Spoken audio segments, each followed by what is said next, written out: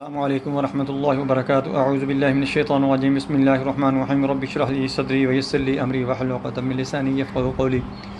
دوستو، آج میں آپ کو بتاؤں گا، یہ گرمیوں کے دن چل رہے ہیں، لو چلتی ہے، گرمی بہت زیادہ شدید ہے۔ کسی کو اگر لو لگ جائے تو اس کا تدارک کرنے کے لیے کیا کرنا چاہیے، پوری ویڈیو دیکھیں، آپ کو بہت زیادہ فائدہ ہوگا۔ آپ دیکھ رہے ہیں رقیہ قرآنی ڈاکٹر حافظ، میں ہوں ڈاکٹر حافظ عبدالستار انجم۔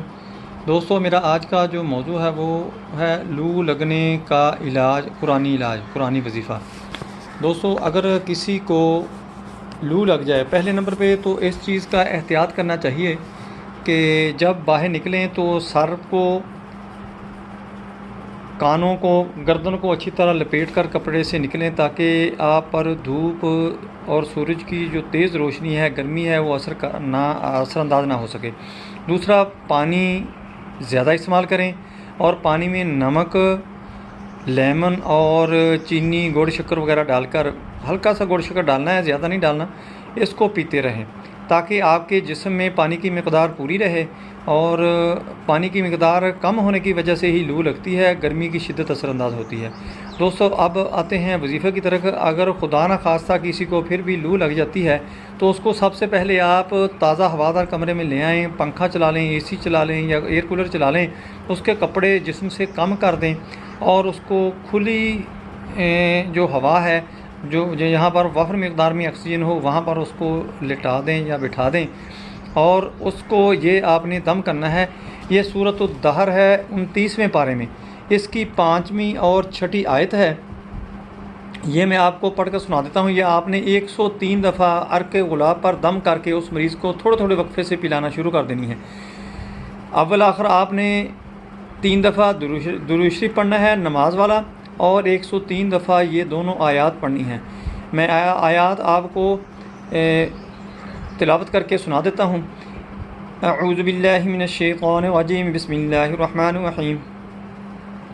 اللہم صلی علی محمد وعلی آل محمد کما صلیت علی ابراہیم وعلی آل ابراہیم انکا حمید مجید۔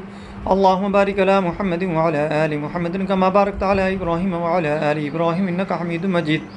بسم اللہ الرحمن الرحیم۔ ان الابرار یشربون من کأس کان مزاجها کافورا عینا یشرب بها عباد اللہ یفجرونها تفجیرا۔ اس کے آخر میں پھر درود شریف پڑھنا ہے آپ نے۔ اللہم صلی علی محمد وعلی آل محمد کما صلیت علی ابراہیم وعلی آل ابراہیم انکا حمید مجید۔ اللہم بارک علی محمد وعلی آل محمد کما بارکت علی ابراہیم وعلی آل ابراہیم انکا حمید مجید۔ اس کا میں آپ کو ترجمہ بھی بتا دیتا ہوں، سنا دیتا ہوں تاکہ آپ کو سمجھ آئے۔ یہ اسی کے متعلق ہے۔ اللہ کا یہ کلام بہت ہی کمال کا کلام ہے۔